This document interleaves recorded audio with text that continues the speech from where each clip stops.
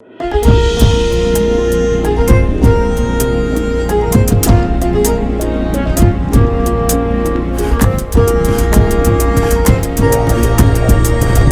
ጤና ይስጥልን የተከበራችሁ የፈታ ዴይሊ ቤተሰቦች የሰዓቱን መረጃ ይዘን ተገኝተናል።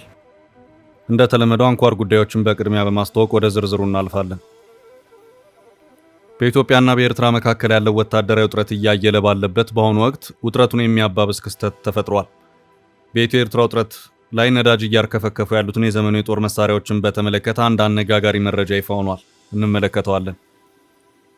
እስራኤል ረቡዕ ለሐሙስ ሌሊት የኢራን እጅግ ወሳኝ የኢኮኖሚ የጀርባ አጥንት የሆነውንና ፓርስ የተባለውን የነዳጅ ማውጫና ማቀነባበሪያን ማጥቃቷንና ከባድ ውድመትን ማስከተሏን ተከትሎ የጦርነቱ መልክና አቅጣጫ ተቀይሯል። በጋዝና ነዳጅ ማምረቻ ተቋሟ ላይ ከባድ ጥቃት በመድረሱ ክፉኛ የተናደደችው ኢራን እሷም በሳውዲ አረቢያ፣ ኳታር፣ የተባበሩት አረብ ኤምሬትስና ኩዌት የነዳጅ ተቋማት ላይ አከታትላ ሚሳኤሎችን ተኩሳለች። ጦርነቱ ዶላርና ነዳጅ እየበላ ነው። ትራምፕ ኮንግረሱ $2 ቢሊዮን ይፈቀድልኝ ብለው በጦር ሚኒስትራቸው በኩል ጠይቀዋል። ጥንቅራችን ዘርዘር አድርጎ ይዞታል።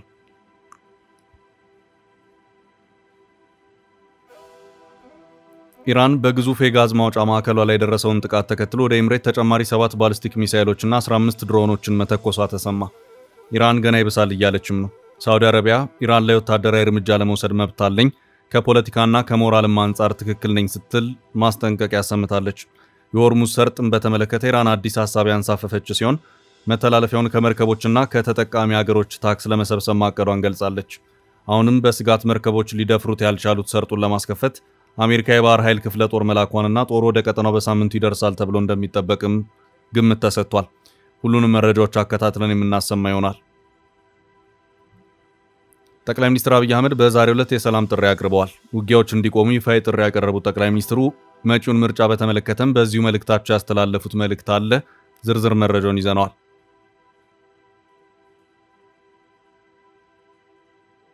ከመንግስት የነዳጅ ቁጠባ አራተኛ ማሳሰቢያ ተሰምቷል። በአሁኑ የአዲስ አበባ ከተማ ከንቲባ አዳነች አቤቤ ከተማ ነዋሪዎች አጫጭር መንገዶችን በእግር በመጓዝ የነዳጅ ፍጆታ እንዲቀንሱ አማራጭ መንገዶችን እንዲጠቀሙ ጥሪ አቅርበዋል። የከንቲባዋን መልእክት ይዘናል። የህዝብ ተወካዮች ምክር ቤት በዛሬው ዕለት በተለያዩ ርዕሰ ጉዳዮች ላይ መክሮ ውሳኔዎችን ለማሳለፍ የስብሰባ ቀነ ቀጠሮ ይዞ የነበረ ቢሆንም ስብሰባው ሳይካሄድ መቅረቱ ታወቀ። ይህ ብዙም በኢትዮጵያ ፓርላማ ያልተለመደ ሲሆን ለዚህም በምክንያትነት የተጠቀሰ ጉዳይም አለ። በጥንቅራችን አካተን ይዘነዋል። የዓለም ባንክ ከኢትዮጵያ ወደ ኬንያ ኤሌክትሪክ መስመር በተዘረጋበት ፕሮጀክት ላይ ተቀባይነት የሌለው ድርጊትና ማጭበርበር ፈጽመዋል ያላቸውን 3 የዩናይትድ ኪንግደም አማካሪ ተቋም የአፍሪካ ቅርንጫፎች ማገዱን የተመለከተ አንድ መረጃ አካተናል። እስከ ጥንቅራችን ፍጻሜ አብራችሁን ቆዩ። የምንለቃቸው ዕለታዊ ትኩስ ዜናዎች እንዲደርሷችሁ ላይክ፣ ሼር፣ ሰብስክራይብ ማድረግ እንዳትረሱ። ከቃል ቀድሞ በተግባሩነቱን በማሳየት በጊዜው ገንብቶ በማስረከብ በደንበኞቹ ልብ ውስጥ የማይረሳ ቦታ ያዘው ዳኮርድ ሪል ስቴት አሁን ደግሞ በመሃል አዲስ አበባ ጀሞ አንድ ሳይት ላይ የሚገኙ በግንባታ ሂደት ላይ ያሉ በ2 ዓመት ውስጥ የሚረከቡ በ70/30 የባንክ ብድር አመቻችቶ ዘመናዊ መኖሪያ አፓርትመንቶችን ከልዩ ቅናሽ ጋር ይዞላችሁ ቀርቧል። ባለ 1 መኝታ 80 ካሬ፣ ባለ 2 መኝታ 118 ካሬ፣ ባለ 3 መኝታ 148 ካሬ ከ678 ሺህ ብር ቅድመ ክፍያ ጀምሮ እስከ 1 ሚሊዮን ብር የሚደርስ ልዩ ቅናሽ እንዲሁም የንግድ ሱቆች ከ2 ሚሊዮን 699 ሺህ ብር ሙሉ ክፍያና 539980 ብር ቅድመ ክፍያ ጀምሮ በልዩ አቀራረብ ተዘጋጅተው ቀርበዋል። ለበለጠ መረጃ 0911057674 ወይም 0926930578 ይደውሉ። ዳኮርድ በልዩነት የተገነባ።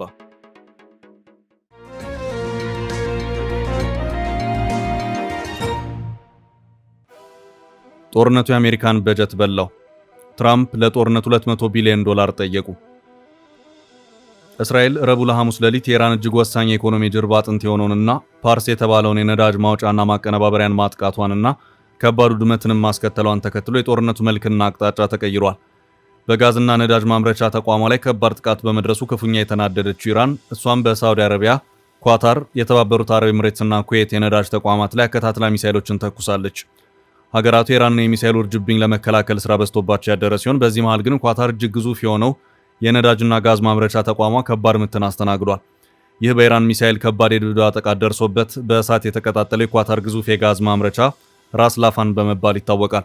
ራስ ላፋን የተባለው የኳታር ምግብ ማብሰያ የኢንዱስትሪዎች ግብዓትና የቤት ማሞቂያ ጋዝ የሚቀነባበርበት ማዕከል ሲሆን አንድ ራሱን የቻለ ከተማ ነው።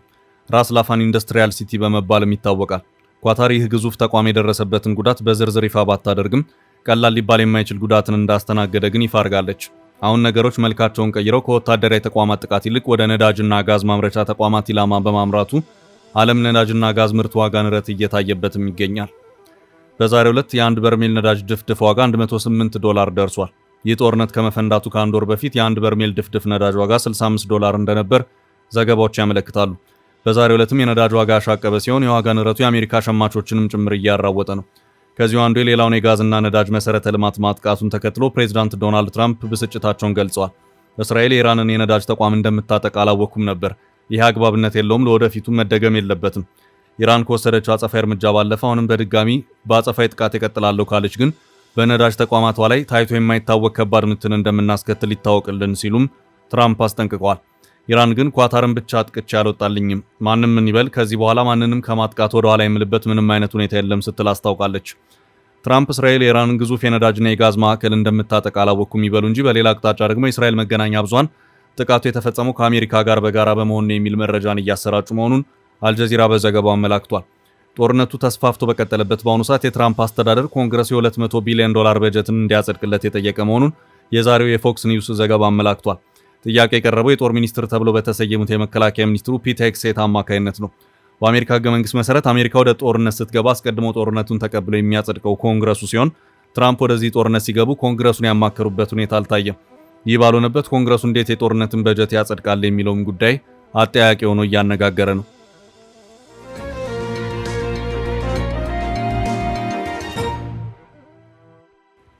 በቀጣይ መረጃ በኢትዮ ኤርትራ ውጥረት አዲሶቹ የጦር መሳሪያዎች። በኢትዮጵያና በኤርትራ መካከል ያለው ወታደራዊ ውጥረት እያየለ ባለበት በአሁኑ ወቅት ውጥረቱን የሚያባብስ ክስተት ተፈጥሯል። በኢትዮ ኤርትራ ውጥረት ላይ ነዳጅ እያርከፈከፉ ያሉትን የዘመኑ የጦር መሳሪያዎች በተመለከተ አንድ አዲስ አነጋጋሪ መረጃ ይፋ ሆኗል። የዲጂታል የጦር መሳሪያዎቹ ግጭትን ቀላል አድርጎ በማቅረብ የማህበረሰቡን ስሜት ለማነሳሳት እየዋሉ ነው ተብሏል። በኢትዮጵያና ኤርትራ የራሳቸውን ወገን ወታደራዊ በላይነት የሚያሳዩ የተቃራኒ መሪዎችን የሚያዋርዱና ጦርነትን ያለምንም መስዋዕትነት የሚጠናቀቅ ድል አድርገው የሚያቀርቡ የኤአይ ምስሎች በማህበራዊ ሚዲያ ላይ በስፋት እየተሰራጩ ይገኛሉ ሲል የፈረንሳይ ዜና አገልግሎት ዛሬ ያስነበበው ዘገባ ያመለክታል። የኢትዮጵያ ቀይ ባህር ጥያቄን ተከትሎ በኤአይ በሚታገዙ የመረጃ መረቦች አማካይነት የህዝብ አስተያየትን ለመቀየርና ፕሮፓጋንዳ ለማሰራጨት ጥቅም ላይ እየዋሉ መሆኑን የተገለጸው ከ80 ሺህ በላይ ተከታዮች ያሉት ኢትዮጵያዊ ታንኮች ወደ አሰብ ሲገቡ የሚያሳዩ ምስሎችን ሲያጋራ መቆየቱን ነግሮኛል ያለው የዜና ምንጩ ዓላማው ሀገራዊ ትረካን ማስተዋወቅ እንደሆነ ከማህበራዊ ሚዲያ አንቂው መስማቱን ጠቅሷል። እንዲያም ሆኖ ግን ኤአይ እውነታውን እንደሚሸፍን ግን አልሸሸገም ነው ያለው። በምላሹም የኤርትራ ደጋፊዎች የኢትዮጵያ መርከቦች ሲሰምጡ የሚያሳዩ ምስሎችን በመልቀቅ ላይ ናቸው። ኤአይ እውነተኛ የሚመስሉ ግን ሐሰተኛውን ምስሎችን፣ ድምጾችንና ቪዲዮዎችን በቀላሉ ለመፍጠር ስለሚያስችል በምርጫ ወቅት ወይም በፖለቲካ ያለመረጋጋት ጊዜ ህዝብን አስተሳሰብ ለማዛባትና ግጭቶችን ለመቀስቀስ በመዋል ላይ ይገኛል። አሁን ላይ በኢትዮ ኤርትራ መካከል ያለውን ውጥረት ተከትሎ በኤአይ የተሰሩ ወይም የተቀነባበሩ የጦርነት ዝግጅትን ወይም እጅ መስጠትን የሚያሳዩ የሐሰት ምስሎችና ቪዲዮዎች በማህበራዊ ሚዲያ በስፋት እየተሰራጩ ይገኛሉ። ዲስትሪቢዩትድ ኤአይ ሪሰርች ኢንስቲትዩት በኤአይ አልጎሪዝም የሚመሩ ማህበራዊ ሚዲያዎች ግጭት ቀስቃሽ ይዘቶችን በማሰራጨት በኢትዮ ኤርትራ መካከል ያለውን ውጥረት እያባባሱት እንደሆነ በመግለጽ አሳስቧል።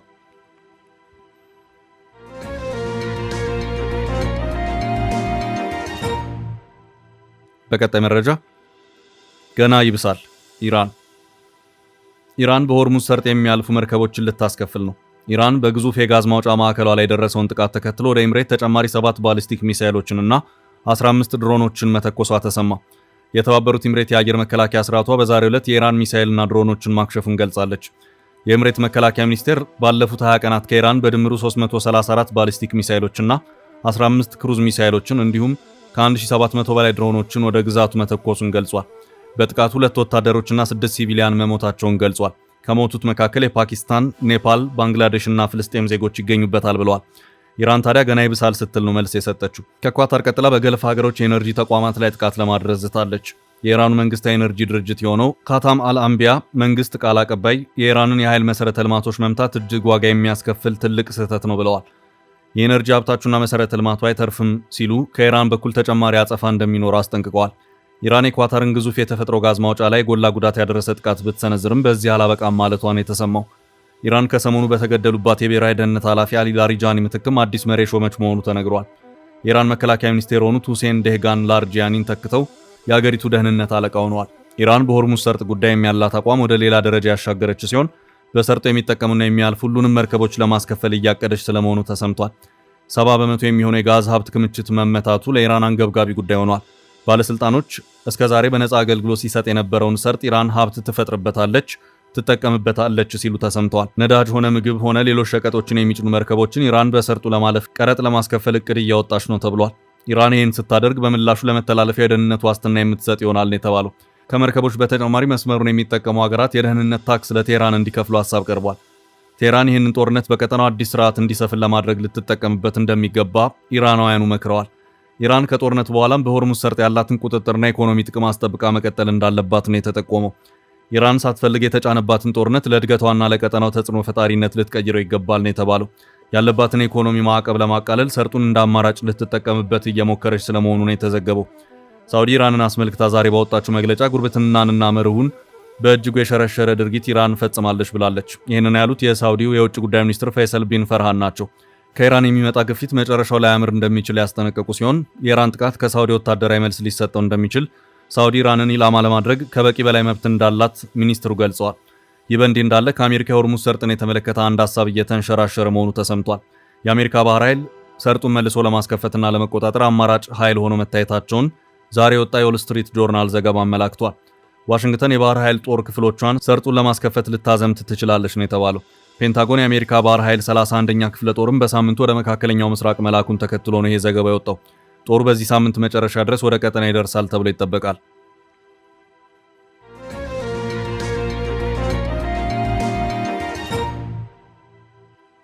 በቀጣይ መረጃ ውጊያ ዋጋ የለውም ጠቅላይ ሚኒስትር አብይ አህመድ በዛሬው ዕለት የሰላም ጥሪ አቅርበዋል። ውጊያዎች እንዲቆሙ ይፋዊ ጥሪ ያቀረቡት ጠቅላይ ሚኒስትሩ መጪውን ምርጫ በተመለከተ መልእክት አስተላልፈዋል። ጠቅላይ ሚኒስትር አብይ አህመድ ለ1447ኛው የኢድ አልፈጥር በዓል ባስተላለፉት መልእክት ሰላም ከራስና ከፈጣሪ ጋር ካለ ጤናማ ግንኙነት እንደሚመነጭ በመግለጽ ረመዳን የሰው ልጅ ሕሊናውን የሚሰበስብበትና ራሱን የሚገራበት ወር መሆኑን ጠቅሰዋል። ውስጣዊ ሰላም የሌላቸው አካላት የማህበረሰቡን ደህንነት እንዲያናጉ ሊፈቀድላቸው አይገባም ሲሉ በይፋዊ ትስስር ገጻቸው ላይ ባሰፈሩት መልእክታቸው ላይ ጽፈዋል። ጠቅላይ ሚኒስትር አብይ አህመድ የግንቦት ወር ምርጫ ኢትዮጵያ የዲሞክራሲ ድል የምትቀዳጅበት በር ነው ያሉ ሲሆን ዜጎች በስክነትና በጨዋታ ወግ በመመራት የታሪካዊ ሂደቱ አካል እንዲሆኑ ጥሪ አቅርበዋል። ምርጫው ሀገራችን የዲሞክራሲ ድል የምትቀዳጅበት ወደ ቀጣይ ብሩህ ዘመኗ የምትሸጋገርበት በር ነው በማለት ገልጸዋል። እንደ ሀገር ለዓመታት ዲሞክራሲን ስንናፍቅ ኖረናል። ጉዟችን አልጋ ባልጋ አልነበረም ብለዋል። ከፈተና በኋላ በረከት፣ ከብርታት በኋላ እሴት እንዳለ ከረመዳን ጾምና ከኢድ አልፈጥር በዓል እንማራለን ያሉት ጠቅላይ ሚኒስትሩ በመንፈሳዊም ሆነ በዓለማዊ ጉዳዮች ውስጥ ዘርና ምርት የተቆራኙ መሆናቸውን አስገንዝበዋል። የምንገነባው ህጋዊና ህዝባዊ መንግስት የሚወሰነው በቅድመ ምርጫ ተሳትፏችን ልክ ነው በማለት ገልጸው በደካማ ተሳትፎ ጠንካራ ዲሞክራሲ ማዋለድ እንደማይቻል አመልክተዋል። ዜጎች በምርጫው ጠንካራ ተሳትፎ እንዲያደርጉ ጥሪ አቅርበዋል። ዲሞክራሲያዊ ስርዓት በባዶ መሬት እንደማይበቅልና በግጭትና ስርዓት አልበኝነት እንደማይገነባ ጠቅሰው ስክነትን ለትብብርና ቅንጅት ልብን ክፍት ማድረግን በጨዋታ ወግ መመራትን ይጠይቃል ብለዋል። በመልእክታቸው ግጭትን፣ መግደልንና ማፈናቀልን የኋላ ቀርነት መገለጫዎች ሲሉ የገለጹት ጠቅላይ ሚኒስትሩ ብልጽግና የሚረጋገጠው ዜጎች ለማህበረሰቡ ሰላምና እድገት ሲጨነቁ ነው ብለዋል። ዛሬ ጦርነትን፣ ዝርፊያንና ጥፋትን እንደ ባህል የያዙ አካላት ዋነኛ ችግራቸው የውስጥ ሰላም ማጣት መሆኑን በመጥቀስ እነዚህ ከ800 ዓመታት በፊት ያለፉ ኋላ ቀር ጠባያት በ21ኛው ክፍለ ዘመን ቦታ ሊኖራቸው እንደማይገባ አሳስበዋል። ጠቅላይ ሚኒስትር አብይ አህመድ ለመላው እስልምና እምነት ተከታዮች ኢድ ሙባረክ በማለት መልካም ምኞታቸውን ገልጸዋል።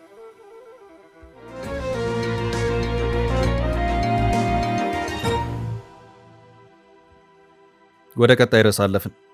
በእግር ተጓዙ ከንቲባዋ። የአዲስ አበባ ከተማ ከንቲባ አዳነች አቤቤ ነዋሪዎች አጫጭር መንገዶችን በእግር በመጓዝ የነዳጅ ፍጆታ እንዲቀንሱ ጥሪ ያቀረቡ። ከንቲባዋ በከተማ አስተዳደሩ ይፋ የማህበራዊ ገጽ ላይ በጽሁፍ ለመዲናዋ ነዋሪዎች ባስተላለፉት መልእክት በመካከለኛው ምስራቅ ያለው ቀውስ እስኪለይ የከተማዋ ነዋሪዎች ነዳጅ ለመቆጠብ ይረዳል ያሏቸውን አማራጮች እንዲጠቀሙ ጠይቀዋል።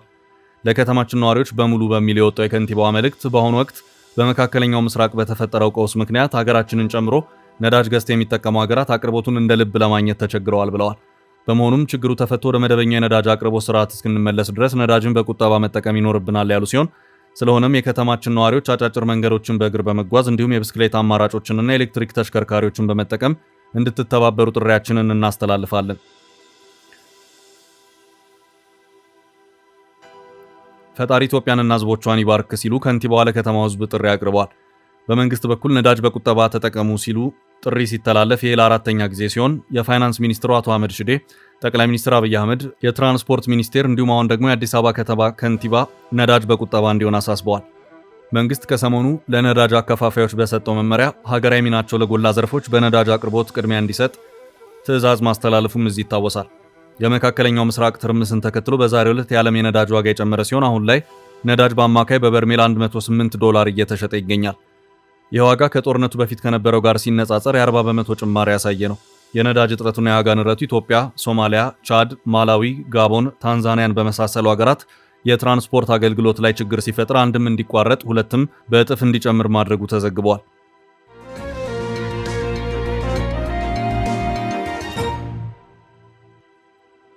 ወደ ቀጣይ ርዕስ አለፍን። ፓርላማው ዛሬ ሳይሰበሰብ ስብሰባውን ሰረዘ። የሕዝብ ተወካዮች ምክር ቤት በዛሬው ዕለት በተለያዩ ርዕሰ ጉዳዮች ላይ መክሮ ውሳኔዎችን ለማሳለፍ የስብሰባ ቀነ ቀጠሮ ይዞ የነበረ ቢሆንም ስብሰባው ሳይካሄድ መቅረቱ ታወቀ።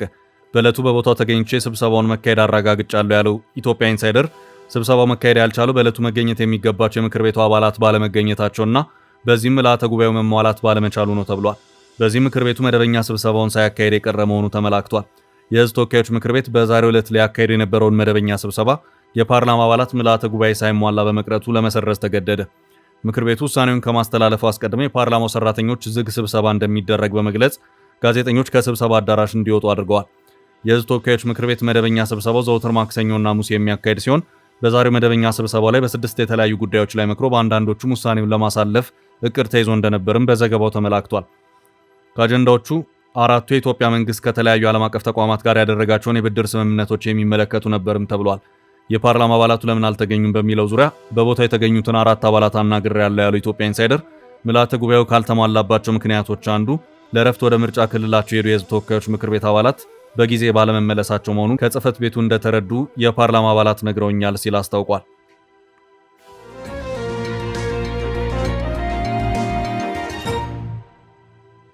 ወደ ቀጣይ ርዕስ አለፍን። ዓለም ባንክ በኢትዮጵያ ጉዳይ ኩባንያዎቹን አገደ። የዓለም ባንክ ከኢትዮጵያ ወደ ኬንያ ኤሌክትሪክ መስመር በተዘረጋበት ፕሮጀክት ላይ ተቀባይነት የሌለው ድርጊትና ማጭበርበር ፈጽመዋል ያላቸውን 3 የዩናይትድ ኪንግደም አማካሪ ተቋም የአፍሪካ ቅርንጫፎች አገደ። የዓለም ባንክን ዋቢ ያደረገው የቢቢሲ ድረገጽ ዘገባ ኩባንያዎቹ በአማካሪ ተቋማት እንዲመረጡ ለማድረግ ሲሉ በአውሮፓውያኑ 2019 ሚስጥራዊ የግዢ መረጃን ከፕሮጀክት ኃላፊዎች ያገኙ መሆኑን አመላክቷል። የእግዱ ዋነኛ ምክንያትም ከዚሁ ጋር የተያያዘ ነውም ብሏል። እገዳ የተጣለው ፕራይስ ዋተርሃውስ ኩፐር የተባለው ዓለም አቀፍ አማካሪ ድርጅት ሞሪሺየስ፣ ኬንያ እና ሩዋንዳ ውስጥ በሚገኙ ቅርንጫፎች ላይ መሆኑንም ይሄው የቢቢሲ ድረገጽ ዘገባ አመልክቷል። ድርጊቱም ተፈጸመ የተባለው አፍሪካ ውስጥ የሚገኙት የፒደብሊው ቅርንጫፎች በኢትዮጵያ የሚመነጨውን የኤሌክትሪክ ኃይል ወደ ኬንያ በሚያስተላልፈው ፕሮጀክት የመጀመሪያው ምዕራፍ በሚከናወንበት ወቅት ነው። እንደ ዛሬው የቢቢሲ መረጃ ከሆነ ኩባንያዎቹ የኢትዮጵያ ኤሌክትሪክ አገልግሎትን ቋሚ ንብረት ቆጠራና የዋጋ ግመት አገልግሎት የሚያካትት ውል ለማግኘት ተጽዕኖ ለማድረግ ሞክረዋል የሚል ክስም ጭምር ቀርቦባቸዋል። እንዲሁም ከኩባንያዎቹ አንዱ የዋና ባለሙያዎችን ብቃት በተመለከተ የተሳሳተ መረጃ እንደሸጠና በኮንትራት አፈጻጸም ወቅት ንዑስ ኮንትራትን የተመለከቱ መረጃዎችን ሙሉ ለሙሉ ይፋ እንዳላደረገ መገለጹም በዘገባው ተመላክቷል። በኩባንያዎች የተፈጸሙ ድርጊቶች ውድድርን ለማስቀረት የመመሳጠርና የማጭበርበር ድርጊቶችን ለመከላከል የዓለም ባንክ የሚከተለውን መመሪያ የጣሱ መሆኑንም አመላክቷል።